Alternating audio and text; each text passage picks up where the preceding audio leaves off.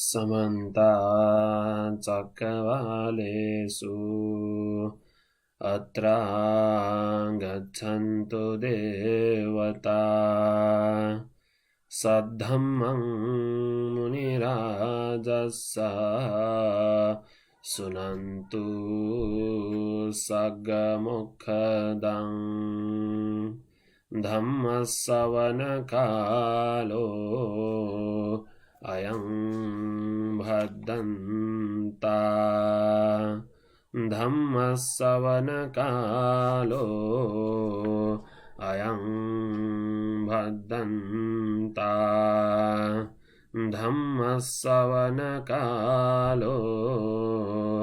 अयं भद्दन्ता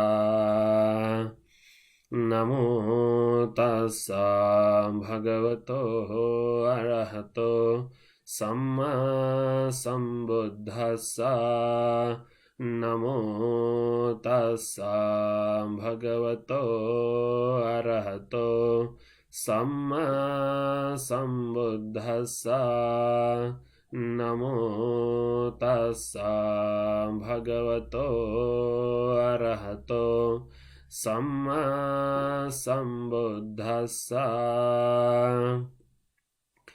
अक्कोच्छिमं अवधिमं अजिनिमं अहासिमे ये च तं उपनैहन्ति वेरं ते संन सम्मति अक्कोच्छिमं अवधिमं अजिनिमं अहासिमे ये तं न उपनैहन्ति वेरं ते सुपसम्मति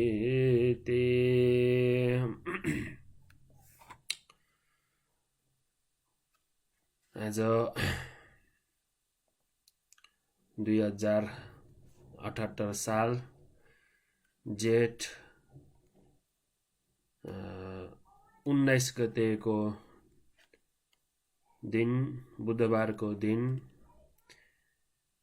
हामी यसरी लकडाउनको समयमा समयको सदुपयोग गरी धर्मदेशना सुन्न आइरहनु भएका भन्ते गुरुमाहरूलाई मभन्दा ज्येष्ठ भन्तेहरूलाई मेरो सादर वन्दना छ सबभन्दा पहिला। त्यसपछि मभन्दा साना भन्तेहरू छन् भने र गुरुमाहरू र सम्पूर्ण उपासक उपासिकाहरूलाई सबैभन्दा पहिला मंगलमय शुभकामना दिन चाहन्छु। अब हामी यस अवस्थामा भेला भइरहेको भगवान बुद्धले देशना गर्नुभएको 84,000 धर्मस्कन्धहरूबाट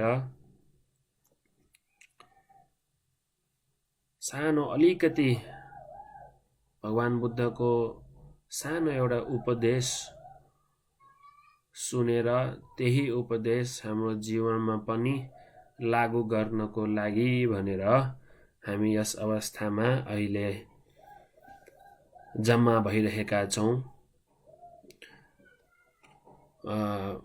सायद यो उपदेश यो कथा तपाईहरुले पहिला पनि सुनेकै होला, तर जिन्दगीमा धेरै महत्त्वपूर्णको उपदेश हो यो उपदेश। हामीले जिन्दगीमा उतार्न सक्यौं भने धेरै नै फलदायी हुने उपदेश हो। भर्खरै मैले एउटा गाथा वाचन गरे। त्यो गाथा सबैले थाहा नै छ होला, सायद धम्मपदको गाथा हो। धम्मपदको यमक वर्ग जुन के पहिलो वर्ग हो, यमक वर्गको तेस्रो र चौथो गाथा गाथा दुईटा वाचन गरेको थिएँ मैले। अब यमको वर्गमा प्राय जसो गाथा युगलको रूपमा नै रहन्छ। एउटा गाथाले एउटा अर्थ दिन्छ भने अर्को गाथाले त्यसको ठ्याक्क विरुद्धको अर्थ दिने हुन्छ र प्राय जस्तो यो दुईटै गाथा एकै अवस्थामा धर्मदेशना गर्नुभएको गाथा हुन्छ। त्यसैले यमक वर्गको तेस्रो र चौथो गाथा हो मैले भर्खरै वाचन गरेको। अकोचिमङ अवधिमङ अजिनिमङ आहासिमे ये चतङ उपनयहन्ति वेरङ तेसङ न सम्मति भन्यो। तेस्रो गाथा हो यो। यसको सबभन्दा पहिला हामी अर्थ नि बुझिराखौँ है। अर्थ रहेको छ मलाई गाली गर्यो है, मलाई पिट्यो, मलाई कसैले हराइदियो, मलाई मेरो सामानहरू कसैले लग्यो इत्यादि भनेर जसले आफ्नो मनमा बारम्बार त्यसरी नै विचार गरेर बस्छ उसको मनमा कहिले पनि त्यो व्यक्तिप्रति वैर भाव चाहिँ नि शान्त हुँदैन भन्ने एउटा गाथाको अर्थ हो भने अर्को गाथाको अर्थ पनि त्यस्तै हो। अर्को गाथाको अर्थ ठ्याक्कै उल्टा छ।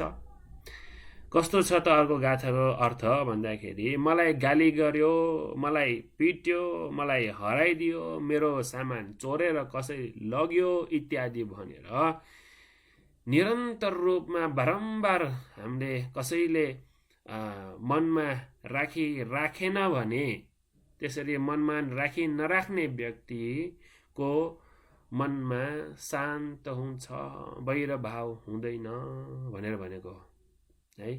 अब यो गाथा कतिको महत्त्वपूर्ण छ भन्ने यो अर्थले बुझ्छ कि बुझ्दैन है? बुझ्नुहुन्छ नि है।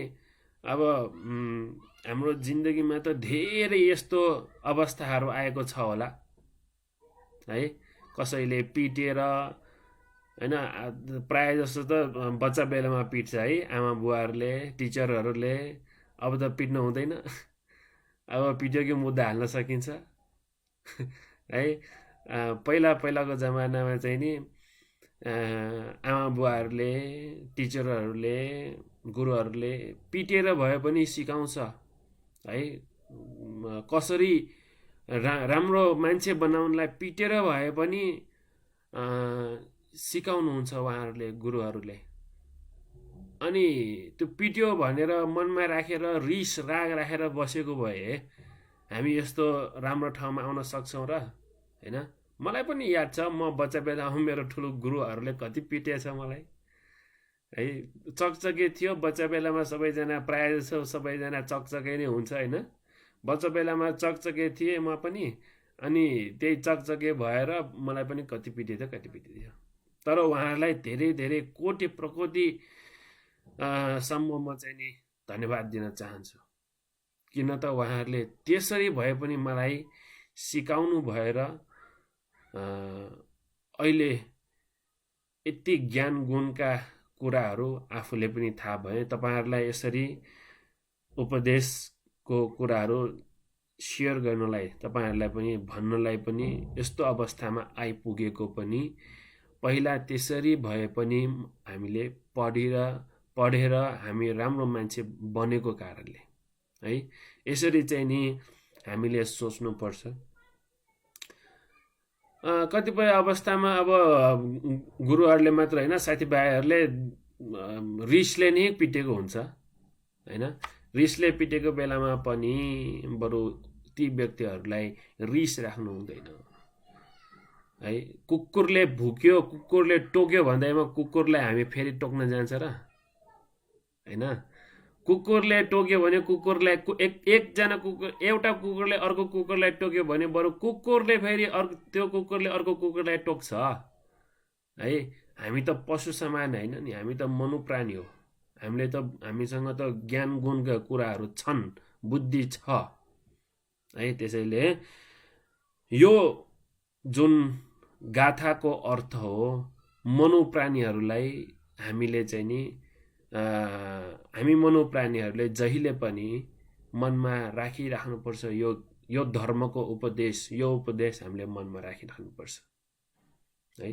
अब हेरौँ यो धर्म उपदेश भगवान बुद्धले किन बताउनु भएको त? यस्तो गाथा भगवान बुद्धले के कारणले भन्नु परेको थियो त हैन? यो पनि बुझौँ हामीले। भगवान बुद्ध त्यो किन यो गाथा भगवान बुद्धले भन्नु परेको हो त भन्ने कुरामा आउँदाखेरि भगवान बुद्धको पालाको कथाहरू आउँछन् है। यो कथा चाहिँ भगवान बुद्धले श्रावस्ती नगरमा भगवान बुद्ध जैतवनाराम भन्ने बिहारमा वास गरिरहनु भएको अवस्थामा देशना गर्नुभएको थियो। थुल्लतिस्स भन्ने भन्तेको कारण। थुल्लतिस्स भन्ते भन्ने भगवान बुद्धको नै को भन्छ, निनी भन्छ नेवारमा है। भगवान बुद्धको नै बुवाको बहिनीको छोरा थियो। अनि अब यो थुल्लतिस्स भन्ते उहाँ चाहिँ नि अलि बुढो भएपछि मात्र भन्ते हुनु भएको थियो, प्रवजित हुनु भएको थियो। बुढो भएर फुपू भनेर भन्छ, फुपूको छोरा है। भगवान बुद्धको फुपूको छोरा थियो। उहाँ चाहिँ नि थुल्लतिस्स, नाम चाहिँ थुल्लतिस्स थियो। उहाँ चाहिँ नि अलि बुढो भएर प्रवज्या हुनुभएको थियो। त्यसैले बुढो भएर प्रवज्या भएर भगवान बुद्धको शासनमा बसी भगवान बुद्धलाई प्राप्त हुने भोजनहरू अनुभव गरेर खाएर मोटो भएर बसेको थियो। ज्यान पनि हट्टकट्ट मोटो होइन। अनि अलि बुढा पनि भइसकेको कारणले गर्दाखेरि सबैजनाले उहाँ चाहिँ नि ओहो ठुलै भन्थ्यो होला भनेर सोचेर चाहिँ नि उहाँलाई बडो सेवा सत्कार गर्थ्यो।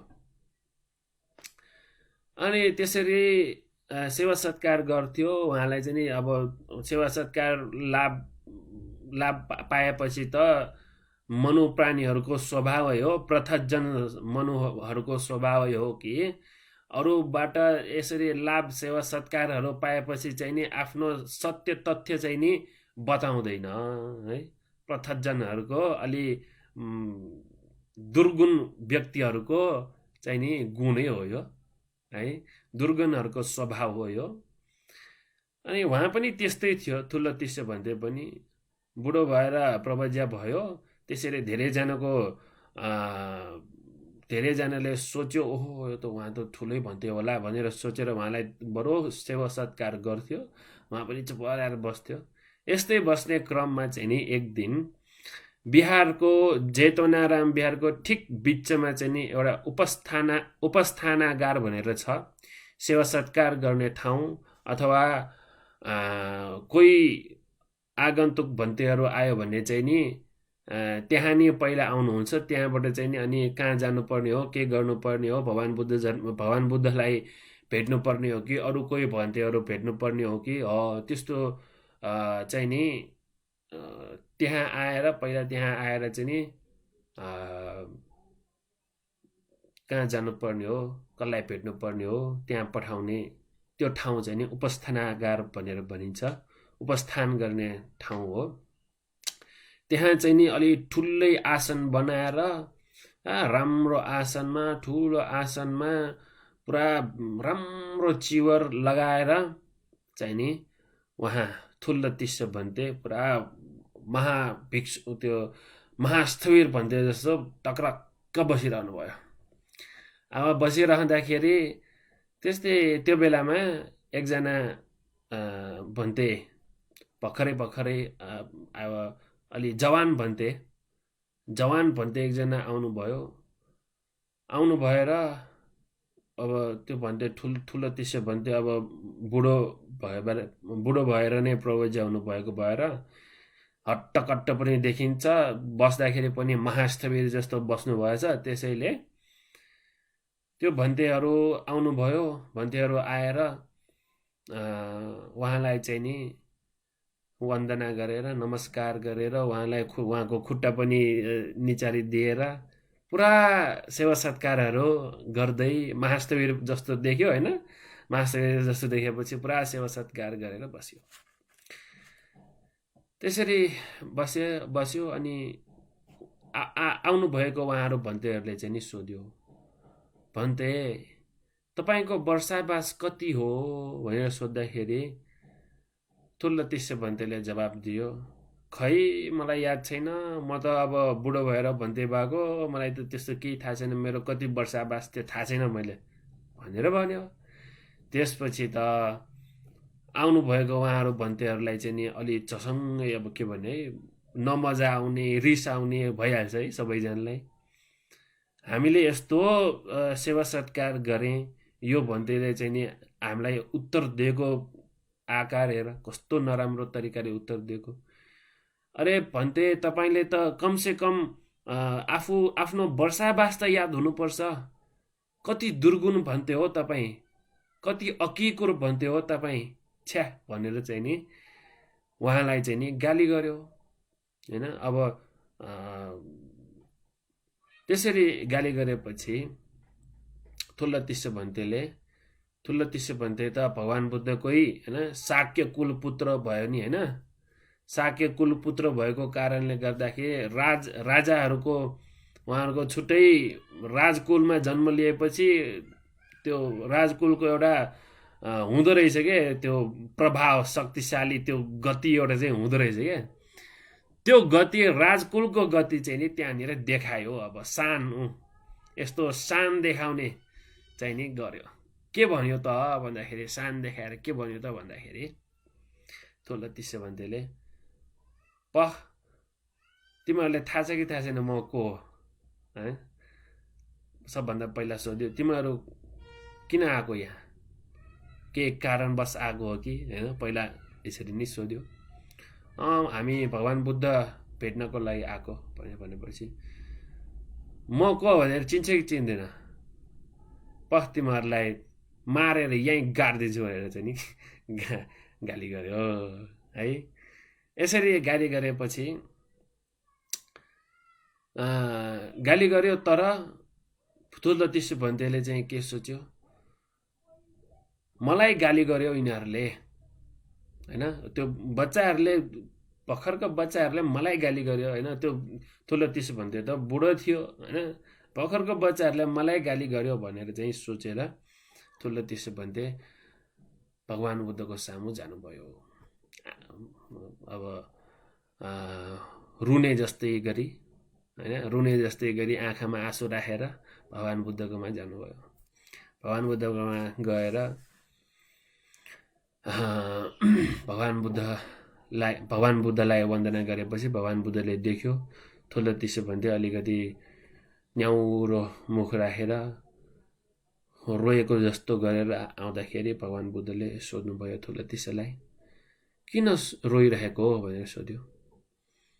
अब ठुल्लतिस्से भन्तेको यस्तो व्यवहार देखेका ती अरू भन्तेहरूले भगवान् बुद्धको सामु गइरहेको यो ठुल्लतिस्से भन्ते देखेपछि पक्कै पनि यो ठुल्लतिस्से भन्तेले केही न केही काण्ड मचाउँछ होला, यताउति गर्छ होला भनेर सोचेर ती अरू भर्खरै बिहारमा आउनुभएको अरू त्यो सानो भन्तेहरू पनि जानुभयो। किन त अब त्यो ठुल्लतिस्से भन्तेको व्यवहार त देखिसक्यो, भगवान् बुद्धकोमा गएर यताउता उल्टा सुल्टा कुरा गर्छ होला भनेर झन् विचार गरेर त्यसरी नै विचार गरेर भगवान् बुद्धकोमा उहाँहरू पनि भगवान् बुद्धकोमा जानुभयो। गएर भगवान् बुद्धले सोध्यो ठुल्लतिस्सेलाई, के भयो, किन रोइरहेको भनेर सोद्धाखेरि ठुल्लतिस्सेले भन्यो, यिनीहरूले मलाई गाली गर्यो भनेर भन्यो। यिनीहरूले मलाई गाली गर्यो भनेर भन्यो। त्यसपछि भगवान बुद्धले सोध्यो, थुलतिसा तिमी कहाँ थियौ? म उपस्थानागारमा थिएँ भनेर थुलतिसा भन्तेले भन्यो।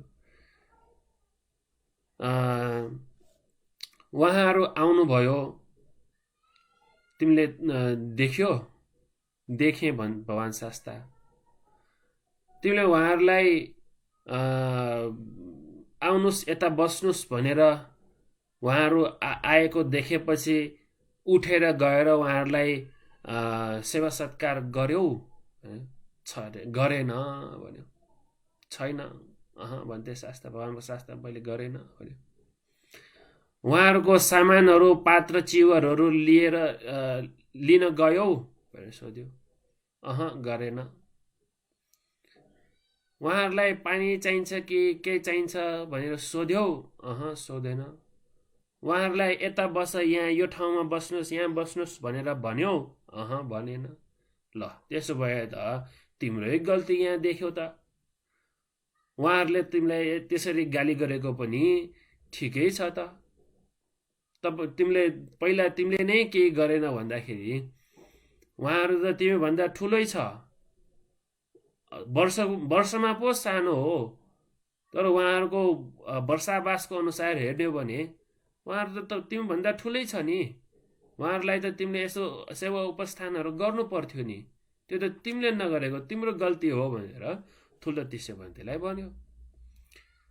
ल तिमीले अहिले नै क्षमा माग त भनेर भन्दाखेरि थुलतिसे भन्तेले, उहाँ त ठुलो भन्ते भयो होइन, ठुलो मानि वर्ष गएको व्यक्ति भयो। वर्ष गएको व्यक्तिमा अभिमान छ, मान छ, अहङ्कार छ। त्यो अहङ्कार अभिमानहरूको कारणले गर्दाखेरि सानो भन्तेहरू सामु माफी माग्न लज्जित भएर होला माफी मागेन। एकपटक भगवान बुद्धले भन्नुभयो, ल माफी माग, तिम्रै गल्ती छ, माफी माग भने भन्यो। मागेन। म माग्दिनँ, उनीहरूले मलाई गाली गर्यो, म माग्दिनँ, माफी माग्दिनँ भन्यो। दोस्रो पटक पनि भन्नुभयो भगवान बुद्धले, माफी माग भनेर भन्यो। म माग्दिनँ भनेर भन्यो। भगवान बुद्धले तेस्रो पटकसम्म मात्र भन्नुहुन्छ। त्यसैले तेस्रो पटकसम्म पनि भनेर पनि प्रतिक्षेप गर्यो भने त्यो व्यक्तिको टाउको 7 टुक्रा भएर चाहिँ नि जान्छ भन्ने चाहिँ नि ग्रन्थहरूमा उल्लेख हुन्छ। त्यसैले 2 पटक मात्र भनिसकेपछि अरू उहाँ त्यहाँ आउनुभएको अरू भन्तेहरूले नै भन्नुभयो, भगवान शास्ता होस्, उसलाई छाडिदिनुहोस्, उहाँ चाहिँ नि यस्तै रहेछ, अकिकरु नै रहेछ, दुर्गुण नै रहेछ भनेर भनेपछि भगवान शास्ताले भन्नुभयो, यो थुलतिसे भन्ते अहिले मात्र होइन, पहिला पनि यसको गति, यसको स्वभाव यस्तै थियो भनेर भन्दाखेरि उहाँ आउनुभएका अरू भन्तेहरूले चाहिँ भगवान बुद्धलाई सोध्नुभयो, भगवान शास्ता उहाँको अहिलेको यो स्वभाव त हामीले देखेँ, अहिलेको यो अकिकरु भाव स्वभाव चाहिँ हामीले देखेँ, उहाँको पहिलाको यस्तो स्वभाव चाहिँ कस्तो थियो र के थियो र त्यो चाहिँ हामीलाई बताइदिनुहोस् भनेर भन्दाखेरि भगवान बुद्धले ल सुन्न मन लाग्छ भने कान खोलेर एक चित्त मन राखेर सुन भनेर चाहिँ नि पहिलाको कहानी भन्नुहुन्छ। पहिला अब अतीत कथा हुँदाखेरि जहिले पनि जातक कथाहरूमा पनि के आउने हो त, बनारसमा वाराणसियङ भनेर भन्छ हैन। अतीत कथामा हुँदाखेरि जहिले पनि त्यस्तै वाराणसियङ भनेर चाहिँ भन्नुहुन्छ। त्यसैले यो कथा पनि वाराणसियङको नै कथा हो। वाराणसी भन्यो भने अहिलेको समयमा हामी बनारस भनेर भन्छौँ हैन। भगवान बुद्धले भन्नुभयो, पहिला बनारसमा एकजना त्यस्तै वाराणसी भन्ने राजाले नै राज गर्दथे। त्यो राज गर्ने समयमा देवल भन्ने एकजना तपस्वी थियो। त्यो तपस्वी हिमाल पर्वतमा गएर 8 महिनासम्म ध्यान भावना गर्नुभएको तपस्वी थियो। त्यो तपस्वी हिमाल पर्वतमा बसेर 8 महिनासम्म ध्यान भावना गरेर अलिकति मिठो खाना खानु पर्यो भनेर विचार गरेर है चाहिँ नि जङ्गलबाट पर्वतबाट अब नगरमा आउनु पर्यो भनेर विचार गरेर नगरमा 3 महिनासम्म बस्ने भनेर विचार गरेर नगरमा आउनुभयो। देवल तपस्वी है, देवल भन्ने ऋषि, देवल भन्ने ऋषि यसरी अब नगरमा आउनु भइसकेपछि नगरमा आएर त्यहाँ खेलिरहेका बच्चाहरूलाई सोध्यो, बच्चाहरू यहाँ यो नगरमा तपस्वीहरू आयो भने, ऋषिहरू आयो भने बस्ने ठाउँ कतै छ र भनेर सोद्धाखेरि त्यो बालकहरूले भन्यो छ, एकजना कम्बलको घरमा चाहिँ नि ठाउँ छ, उसको कर्मान्तशालामा ठाउँ छ, त्यहाँ गएर बस्न, त्यहाँ गएर चाहिँ नि प्रायः जसो ऋषि मुनिहरू आउनुभयो भने त्यहीँ बस्नुहुन्छ भनेर भन्यो त्यो बच्चाहरूले। त्यसपछि हस्त भनेर त्यो कम्बलको घरमा, कम्बलको कर्मान्तशालामा गयो। कम्बलको कर्मान्तशालामा गएर त्यहाँ गएर कम्बल व्यक्तिलाई, उहाँलाई सोध्यो, म फलाना ठाउँबाट आएको, म एक दिन एक रात म यहाँ बस्न सक्छु भनेर सोद्धाखेरि हुन्छ, मेरो त यहाँ मलाई त रात परेपछि यो कर्मान्तशालामा बस्नु परेको छैन, म आफ्नै घरमा जाने हो। यो कर्मान्तशाला पनि धेरै ठुलो ठाउँ छ, तपाईँलाई जहाँ सुत्न मन लाग्छ, तपाईँले जहाँ उपयुक्त हुन्छ त्यहीँ बसेर सुत्नुहोस् भनेर त्यो कर्मान्तशालामा चाहिँ नि सुत्न अनुमति दियो कम्बलले। त्यसपछि देवल तपस्वी पनि यसो हेरेर जहाँ उपयुक्त छ त्यहाँ बस्नुभयो। ढोका नजिकै एउटा ठाउँ राखेर बनाएर चाहिँ बस्यो। बस्नु भएर एकछिनमा फेरि अर्को एकजना ऋषिमुनि आउनुभयो। उहाँको नाम चाहिँ नारद। नारद भन्ने ऋषिमुनि आउनुभयो। उहाँ पनि आउनुभयो। उहाँ पनि आएर त्यस्तै त्यही कम्बलको व्यक्तिलाई, कम्बललाई सोध्यो, म यहाँ आज एक रात बस्न सक्छु भनेर सोद्धाखेरि यहाँ पहिला पनि अघि पनि एकजना ऋषि आउनु भएको थियो, मलाई त तपाईँ पनि बसे पनि उहाँ पनि बसे पनि केही छैन, केही फरक पर्दैन, तपाईँहरूलाई सेवा गर्नु मेरो धर्म हो भनेर कम्बलले भन्यो। त्यसपछि ल त्यसो भए म पहिला आएको ऋषिलाई नै सोध्छु भनेर देवले ऋषि जहाँ छ त्यहाँ जानु भई देवल ऋषिलाई सोध्नुभयो नारद ऋषिले, तपाईँ यहाँ बस्नुहुन्छ, म पनि आज यहीँ बसौँ कि भनेर सोद्धाखेरि हुन्छ, ठिक छ, यत्रो ठुलो ठाउँ छ, तपाईँ पनि यतै कतै बस्नुहोस् भनेर देवल ऋषिले भन्यो। अनि त्यसपछि उहाँहरू दुवैजना एक ठाउँमा बस्नुभयो। देवल ऋषि चाहिँ नि ढोकाको नजिकै ठाउँमा बस्नुभयो अनि नारद ऋषि चाहिँ अलिकति पर बस्नुभयो। त्यो ठाउँमा बसेर उहाँहरू दुवैजना एकछिन सुख दुःखको कुराहरू, ध्यान भावना बसेको यता के कुराहरू कुरा गरेर अब रात परेपछि अब सुत्ने बेलामा सुत्नुभयो। देवल ऋषि चाहिँ नि त्यही ढोका नजिकै सुत्नु भएको रहेछ। ढोका नजिकै भन्नाले ढोका नजिकै हो तर अलिकति यताउति सुत्नु भएको रहेछ। अनि नारद ऋषिले चाहिँ नि यसो हेर्नुभयो, उहाँ कता सुत्नु भएछ। यदि राति यताउति कतै जानु पर्यो भने अब त्यो बेलामा चाहिँ नि हाम्रो अहिले जस्तो लाइट टक्क राखेर लाइट बाल्ने लाइट त थिएन होइन। त्यसैले चाहिँ नि रातिमा के होला भनेर राम्ररी एकचोटि यसो हेरेर देवल ऋषि कहाँ सुत्नु भएछ भनेर यसो हेरेर सुत्नुभयो। नारद ऋषि पनि सुत्नुभयो। त्यसपछि रातिको समयमा यसो दुवैजना सुत्न त सुत्यो। अनि नारद ऋषि चाहिँ नि बिस्तारै बिहान हुँदै आउँदाखेरि होला, सायद अलि रातिकै समय होला, 3:30-4 बजेको समय होला सायद होइन। त्यो बेलामा चाहिँ नि उठेर चाहिँ नि बाहिर जान मन लाग्यो। बाहिर जाँदाखेरि देवल ऋषिले चाहिँ के गरेछ त भन्दाखेरि देवल ऋषि पहिला जता सुत्नु भएको थियो त्यहाँबाट उठेर ढोका नजिकै आएर चाहिँ सुत्नु भएको रहेछ। पहिला ढोकाको नजिकै त हो तर अलिकति पर सुत्नु भएको रहेछ। नारद ऋषिले हेरेर सुत्नु भइसकेपछि देवल ऋषि फेरि उठेर चाहिँ नि ढोकाको नजिकै गएर सुत्नु गएको रहेछ। ढोकाको नजिकै गएर सुत्नु हुँदाखेरि नारद ऋषि उठेर त्यहाँ ढोकाबाट जाँदाखेरि चाहिँ नि अब त्यो त्यो बेलामा चाहिँ ऋषिहरूको टाउकोमा त्यो जटा हुन्थ्यो। अनि नारद ऋषि त्यहाँबाट जाँदाखेरि ढोकाबाट जानु हुँदाखेरि देवल ऋषिको त्यो जटा चाहिँ नि कुल्चिया रहेछ। देवल ऋषिको जटा कुल्चिएको कारणले गर्दाखेरि देवल ऋषि झनक्क जाग्नुभयो। जागेर को हो यो मेरो जटामा कुल्चिने व्यक्ति भनेर सोद्धाखेरि आचार्य म नारद हो भनेर भन्यो।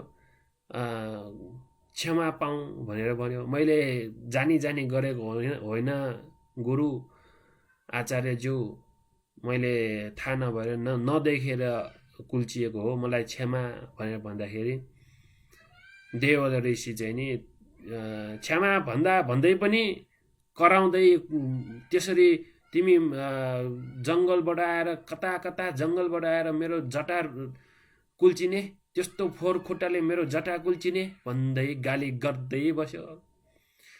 गाली गर्दै बसे पनि नारद ऋषि चाहिँ नि क्षमा मागेकै थियो। तैपनि अब गाली गरेपछि के गर्ने, तिमी कराउँदै बस भनेर चाहिँ नारद ऋषि चाहिँ त्यहाँबाट गयो।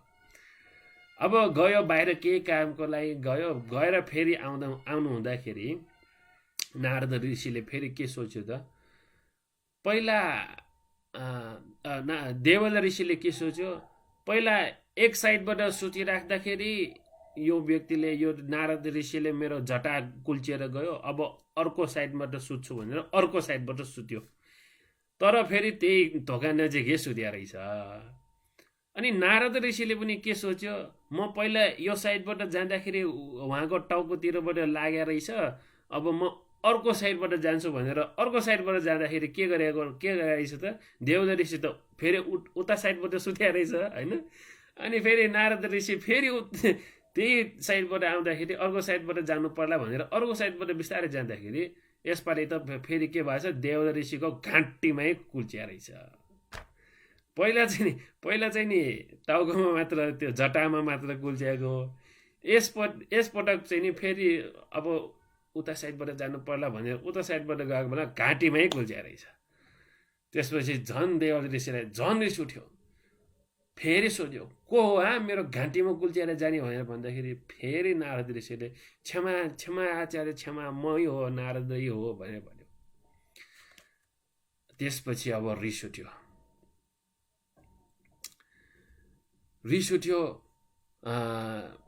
नारद देवल ऋषिलाई रिस उठ्यो। देवल ऋषिले के भन्यो, अघि पनि मेरो जटा कुल्चिएर गयो, अब त मेरो घाँटी नै कुल्चिएर गयो, तिमीलाई पख तँलाई म श्राप दिन्छु भनेर श्राप्ने कुरा गरेपछि नारद ऋषिले भन्नुभयो, क्षमा आचार्यज्यू, मैले त नजानी गरेको हो, त्यसैले मैले क्षमा पनि मागे, नसराप्नुहोस्, सराप्ने राम्रो होइन, नसराप्नुहोस् भनेर कैयौँ बार नसराप्नुहोस् भन्दै पनि देवल ऋषिले श्राप दियो। कसरी श्राप दियो त भन्दाखेरि, यो सहस्र देवलोकमा, संसारमा, यो पुरा संसारमा, हाम्रो संसारमा नै आलोक दिने जुन यो सूर्य छ, यो सूर्य उदा हुने बेलामा तिम्रो टाउको 7 टुक्रा भएर जाओस् भनेर श्रापियो। अब नारद ऋषिले के गरौँ होइन, श्राप त दिइहाल्यो, नसराप्नुहोस् भन्दै पनि श्राप त दिइहाल्यो। श्रापिएपछि नारद ऋषिले पनि के सोच्यो, के भन्यो त भन्दाखेरि, तपाईँले अब नसराप्नुहोस् भन्दै सराप्नु भयो। अब म पनि भन्छु भनेर नारद ऋषिले पनि के भन्यो त भन्दाखेरि, यो सूर्य उदा हुँदाखेरि जो व्यक्तिको गल्ती छ त्यो व्यक्तिको टाउको मात्र 7 टुक्रा होस् भनेर चाहिँ नि सरापियो। अब देवल ऋषिले के सरापेको थियो? तिम्रो टाउको 7 टुक्रा होस् भनेर भनेको थियो। नारद ऋषिले कसरी सरापियो? जसको दोष छ, जसले चाहिँ गल्ती गरेको हो त्यसको टाउको 7 टुक्रा होस् भनेर चाहिँ सरापेको रहेछ। अब त्यसरी सरापिएपछि नारद ऋषि चाहिँ धेरै गुण भएको ऋषि थियो। उहाँको पावर थियो हैन, अहिले भन्नु पर्दाखेरि रिद्धि थियो। कस्तो रिद्धि थियो त भन्दाखेरि 40 कल्प अगाडिको पनि हेर्न सक्ने, 40 कल्प पछाडिको पनि हेर्न सक्ने। अगाडि पछाडि भन्नाले 40 कल्प अतीतमा पनि हेर्न सक्ने, 40 कल्प भविष्यमा पनि हेर्न सक्ने। कल्प हो है, वर्ष होइन, कल्प। मैले हिजो अस्ति पनि यो कल्पको बारे धर्मदेशना गरेको थिएँ। कल्प भनेको कति ठुलो समय, कति लामो समय हो भनेर। 40, 80 कल्पसम्म हेर्न सक्ने नारद ऋषिले सरापिसकेपछि यसो आफ्नो ज्ञानले हेर्नुभयो, यो श्राप चाहिँ साँच्चै कसलाई लाग्ने हो त भनेर यसो आफ्नो रिद्धिले हेर्दाखेरि देवल ऋषिलाई नै लाग्ने रहेछ भनेर थाहा पाएपछि अब ल, मैले त अब सराप्ने त उहाँलाई नसराप्नुहोस् भन्दै उहाँले सराप्नु भयो। अब मैले पनि जसको गल्ती हो उसलाई नै उसकै टाउको 7 टुक्रा होस् भनेर मैले पनि सरापिहालेँ। यो वचन चाहिँ नि खेर जाँदै जाँदैन, वचन चाहिँ नि मेरो वचन चाहिँ नि हुने भइहाल्छ। तर अब यो व्यक्तिलाई, उहाँलाई चाहिँ तरस खायो भन्छ नि होइन, अनुकम्पा राखेर, देवल ऋषिलाई अनुकम्पा राखेर नारद ऋषिले के गर्यो त? सूर्य नै उदा नहुने गरी रिद्धि देखाइदियो। सूर्य नै उदा भएन त्यो बेलामा। सूर्य उदा भयो कि के हुन्छ? देवल ऋषिको टाउको फुट्यो। त्यसैले सूर्य नै उदा नहोस् भनेर चाहिँ अधिष्ठान गर्यो। त्यसरी अधिष्ठान गरेपछि अब पुरा नगरमा, देशमा त सूर्य नै उदा भएन। टाइम गइसक्यो। अब सूर्य उदा नभएपछि मान्छेहरूलाई, जनताहरूलाई धरो प्रश्न भयो। अब यहाँ काम गरे खानु पर्ने मान्छेहरू होइन, अब सूर्य उदय नै नभएपछि कसरी काम गरेर खाने? अनि जनताहरू राजाकोमा गयो। राजाकोमा गएर राजालाई सोध्नुभयो, के भयो तपाईँले राज गर्ने बेलामा त सूर्य नै उदा भएन त, के भयो? तपाईँको केही अधर्मिष्ट कामहरू भएछ कि क्या हो तपाईँको भनेर चाहिँ नि जनताहरू सबैजना गएर राजालाई त्यसरी सोध्न जाँदाखेरि राजाले पनि यसो हेऱ्यो, मैले के अधर्मिष्ट काम गरेछु त भनेर यसो हेर्दाखेरि त्यस्तो अधर्मिष्ट कामहरू त मैले केही देखिनँ मेरोबाट भनेर सोच्दाखेरि पक्कै पनि यो कोही न कोही ऋषिहरूकै काम होला भनेर चाहिँ नि त्यस्तो अलि आश्चर्यमत चिजहरू भएपछि त्यो बेलामा पनि ऋषि तपस्वीहरूको नै काम होला भन्ने चाहिँ नि भावना चाहिँ हुँदो रहेछ। त्यसरी त्यो राजाले पनि सोच्यो पक्कै पनि यो कोही ऋषिहरूकै काम होला, तपस्वीहरूको नै काम होला भनेर सोचेर राजाले चाहिँ नि सोध्यो जनताहरूलाई, हाम्रो नगरमा कोही ऋषिहरू छ कि छैन भनेर सोद्धाखेरि जनताहरूले भन्यो, हो, फलाना कम्बलको कर्मान्तशालामा हिजो 2 जना ऋषिहरू आएको थियो भनेर भन्दाखेरि राजाले चाहिँ नि एहे, त्यसो भए पक्कै पनि उहाँहरू 2 जना बीच केही न केही कुरा भएछ भनेर सोचेर राजा चाहिँ नि त्यो कर्मान्तशालामा गएर त्यहाँ नारद ऋषिलाई गएर सोध्यो, तपस्वीज्यू, वन्दना गरे, नमस्कार गरे, तपाईहरू बिच के भयो कि किन आज सूर्योदय नै भएन, के भयो भनेर सोद्धाखेरि नारद ऋषिले भन्यो, नारद ऋषिले पुरा कहानी भन्यो। अब सबै कहानी फेरि भनिराख्दिनँ होइन, पुरै कहानी भन्यो। देवल ऋषिले यसरी सरापिएको थियो, त्यसैले मैले पनि यसरी सरापिएँ। अनि मैले यसो मेरो रिद्धिले यसो हेरेँ, यो शराब चाहिँ कसलाई लाग्छ त भनेर हेर्दाखेरि देवल ऋषिले नै लाग्ने रहेछ। उसलाई चाहिँ नि अनुकम्पा राखेर मैले सूर्योदय नै नहुने गरी अधिष्ठान गरेछु भनेर भन्दाखेरि राजाले पनि त्यसो भए देवल ऋषिलाई भन्नुभयो, ऋषिज्यू तपाईँको गल्ती यहाँ देखेछ। तपाईँले नारद ऋषिलाई चाहिँ नि क्षमा माग्नुहोस् अनि ठिक हुन्छ भनेर नारद ऋषिले भन्नुभएको छ। तपाईँले क्षमा माग्नु भयो भने हुन्छ भनेर भन्दाखेरि नाइ यसले मेरो जटा कुल्चिएर गएछ, यसले मेरो घाँटी नै कुल्चिएर गएछ, म किन क्षमा माग्दिनँ, म क्षमा माग्दिनँ भनेर भन्यो। एक पटक भन्यो, दुई पटक भन्यो, तीन पटक भन्यो भनेर भन्दै ऋषिले पनि मान्दै नमानेपछि, देवल ऋषिले मान्दै नमानेपछि राजाले चाहिँ राजाहरू त राजै भयो, राजाले त जे पनि गर्न सक्छ। अनि राजालाई रिस उठेर राजाले अरू मान्छेहरू पनि राजाको सेनाहरू लगाएर देवल ऋषिको हात पनि समाएर, टाउको पनि समाएर, पेट पनि समाएर, खुट्टा नि समाएर नारद ऋषिको खुट्टामा देवल ऋषिको टाउको छुने गरिकन वन्दना गरायो, क्षमा गरायो।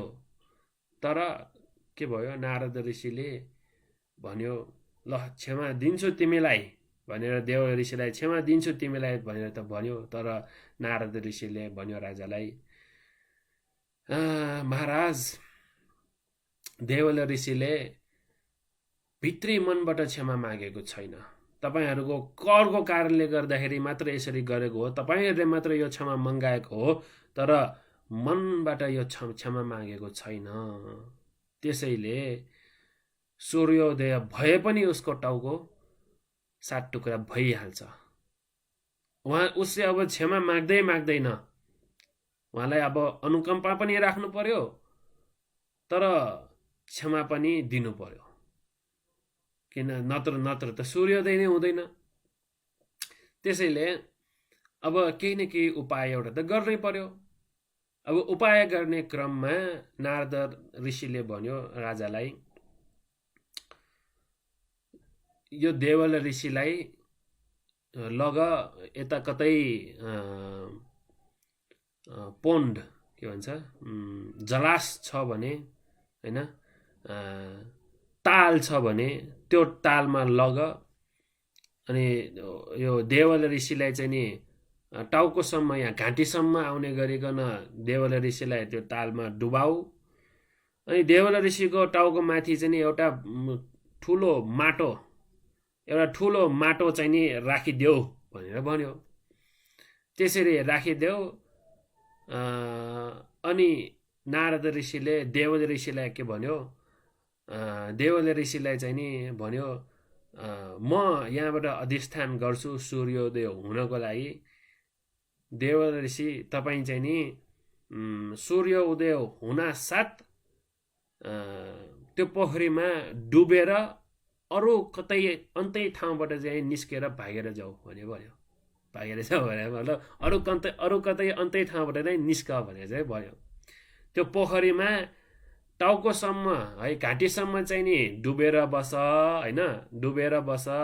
टाउकोमा चाहिँ नि एउटा माटोको ठुलो भाँडो एउटा राखिदेऊ।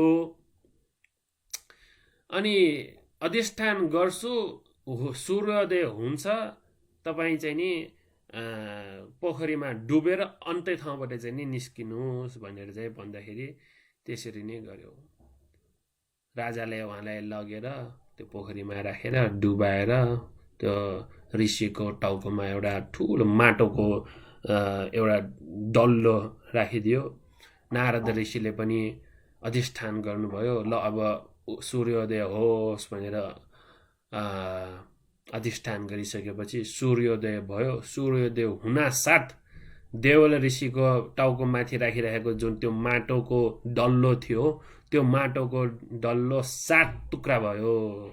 7 टुक्रा हुनासाथ सूर्योदय हुनासाथ त्यो 7 टुक्रा भइहाल्यो। 7 टुक्रा हुनासाथै देवल ऋषि पनि पोखरीमा डुबेर अन्तै ठाउँबाट निस्केर भागेर गयो अरे है।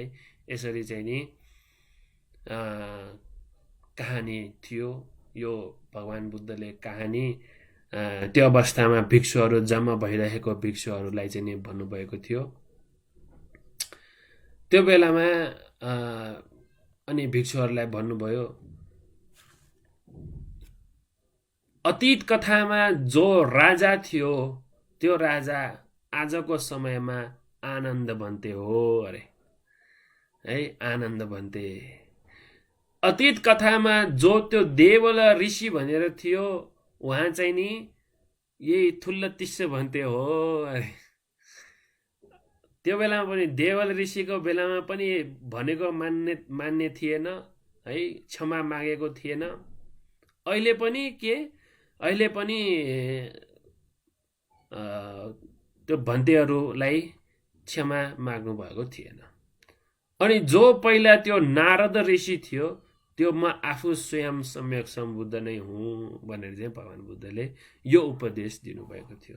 यो उपदेश भन्नाले अकोचिमङ अवधिमङ अजनिमङ हासिमे ये तं उपनयन्ति तेसं वेरं न सम्मति भनेर जो व्यक्तिले सोच्छ कि मलाई यसले पिट्यो, मलाई यसले गाली गर्यो, मलाई यसले हराइदियो, मलाई मेरो सामान यसले लग्यो भनेर इत्यादि रूपमा जो व्यक्तिले यसरी मनमा राखेर बारम्बार त्यही सोचेर सोचेर सोचेर बस्छ त्यो व्यक्तिको वैर भाव कहिले पनि शान्त हुँदैन भनेर यो अर्थ सहितको अकोचिमङ अवधिमङ भन्ने गाथा भगवान बुद्धले त्यो बेलामा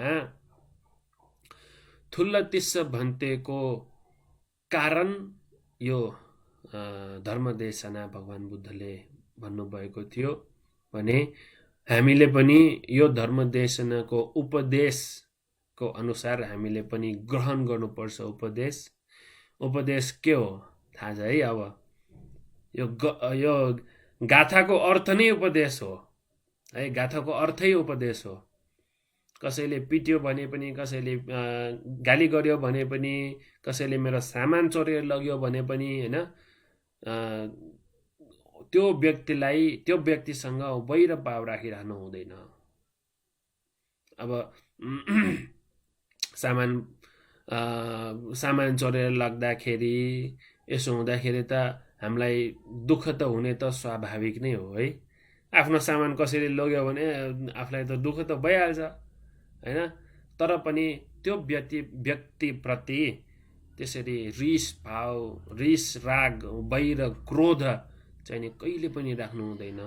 सकेसम्म बरु के गर्ने, बरु मेरो सामान लग्यो, बरु उसले त्यो लगेको व्यक्तिले प्रयोग गरोस् न, मैत्री पठाउने है। फलानाले मलाई गाली गर्यो, त्यो गाली गरेको किन भनेर पहिला हेर्नुहोस्, हेतु हेर्नुहोस् हैन। भगवान बुद्धको धर्म नै के हो, चतुरार्य सत्य भनेको नै के हो, दुःख छ, दुःखको हेतु छ, निरुद्ध गर्न सकिन्छ, त्यसको लागि मार्ग पनि प्रशस्तै छ है। त्यसैले यस्तो भगवान बुद्धको यस्तो कथाहरू, यस्तो उपदेशहरू छ भने ती उपदेशहरूलाई हामीले मनन गर्नुपर्छ। ती उपदेशहरूलाई हामीले जहिले पनि मनमा राखिराख्नुपर्छ, हाम्रो जीवनमा उतार्नै पर्छ। आज यो कथाहरू सुनेर धेरैले च्याट बक्समा राख्नु भएको छ है, साधु साधु भनेर भन्नुभएको छ, कथा साह्रै राम्रो छ भन्नुभएको छ। तपाईहरुले सुनिदिएकोमा पनि धेरै धेरै साधुवाद छ, धन्यवाद छ है। तर साधुवाद मात्र भनेर हुँदैन। यो जुम मिटिङ चाहिँ नि अहिले यो जुम लिङ्क अन भइरहेको छ। यो लिङ्क अफ गरिसकेपछि कसैले पिट्यो भने, कसैले गाली गर्यो भने, कसैले हराइदियो भने हैन, कसैले आफ्नो सामान चोरी गरेर लग्यो भने, कसैले आफूलाई मन नपर्ने गरी केही गर्यो भने भन्यो भने त्यो व्यक्तिप्रति फेरि रिस राग गर्नुहुन्छ भने तपाईँहरूले यो साधुवाद दिएको त अर्थै भएन। तपाईँको कथा कस्तो राम्रो छ भनेको त अर्थै भएन, मन पर्छ भनेको त अर्थै भएन हैन। त्यसैले कथा राम्रो छ भनेर मात्र, साधुवाद भनेर मात्र हुँदैन, आफ्नो जिन्दगीमा उतार्न जान्नुपर्छ, सिक्नुपर्छ है। आज मेरो कथा यही हो कि तपाईहरूलाई पनि अनेकौं प्रकारले ठाउँ ठाउँमा एक एक अवस्थामा चाहिँ नि नाना प्रकारले विघ्न बाधाहरू अरूले यस्तो चाहिँ नि गरिरहेको हुन्छ, तर पनि उहाँहरूलाई रिस राग नराखिकन मैत्री भाव नै राखेर उहाँहरूलाई जहिले पनि सुखी होस्, निदुखी होस्, निरोगी होस् भनेर नै हामीले सोच्नु, यसरी गर्नु, यसरी सोचेर उहाँहरूलाई मैत्री राख्नु नै हाम्रो कर्तव्य हो, हामीले गर्नुपर्ने हो भन्ने यो उपदेश दिँदै आजको मेरो यो उपदेश यही टुङ्ग्याउँछु। तपाईहरू सबैजनाले सुनिदिनु भएकोमा धेरै धेरै धन्यवाद, धेरै धेरै साधुवाद छ। तपाईहरूलाई पनि निदुखी होस्, निरोगी होस्, यो कोरोनाबाट जहिले पनि बचिरहन सकोस्, आरक्षा होस् भन्ने प्रार्थना गर्दछु। साधु साधु साधु साधु साधु। आज उहाँ श्रद्धेय प्रियरत्न भन्तेले हामीलाई रमाइलो तरिकाले कथा राम्रो छ भन्नुपर्ने गरी नै कथा पनि हामीलाई धर्मोपदेश दिनुभएको छ है। त उहाँले भन्नुभएको जस्तै नै हामीले राम्रो छ भनेर मात्र नभनौँ। अघि मैले यहाँ हेरिराखेको छु, कोही चाहिँ उहाँको कथा सुने चाहिँ यति ठुलो स्वरले हाँस्नुभयो कि यहाँसम्म नै आवाज आउने गरी हाँस्नेहरू पनि देखेँ मैले, मुख छोपी छोपी हाँसिरहेको पनि देखेँ। तर जे होस्, आजको दिनमा यो उहाँको कथा सुन्नको लागि हैन हामी प्यासी मान्छे पानीको पछि पछि लागे जस्तै यहाँ हाम्रो यो जुम रुममा धर्मोपासना समूह जुम रुममा आएर उहाँको उपदेश सुन्न आउनुहुने सम्पूर्ण उपासक उपासिकाहरू, जुन आमा दिदीहरू, दाइहरू सबैलाई धेरै धेरै साधुवाद, धन्यवाद। उहाँले भन्नुभएको जस्तै नै ती उपदेशहरू हामीले आफ्नो जीवनमा उतार्न सकुन्, त्यही आफ्नो जीवनमा उतारेर धर्म विकास गर्दै हामीमा चाहिँ कुशल कर्महरू वृद्धि गर्दै निर्वाह प्राप्त गर्न सकोस् भन्दै हामी उहाँ भन्तेलाई साधुवाद दिँदै तीनचोटि उहाँ भन्तेलाई वन्दना गर्नेछौँ। सबैजनाले वन्दना गर्नको लागि तयार हुनुहोस्। वन्दना वन्दना वन्दना। सुखी होस्, निरोगी होस्, दीर्घायु होस्, कोरोनाबाट बचिरहन सकोस्। साधु साधु साधु। र हाम्रो यो धर्मोपदेशमा गर्नको लागि उहाँले समय मिलाइदिनु भएकोमा र आज तत्काल मिलाइदिनु भएको बिहान मात्र खबर गरेको थिएँ मैले उहाँलाई, हुन्छ म आइदिन्छु भनेर भन्नुभयो। त्यसको लागि पनि उहाँलाई धेरै धेरै धन्यवाद र कृतज्ञता व्यक्त गर्न चाहन्छु। साधु साधु।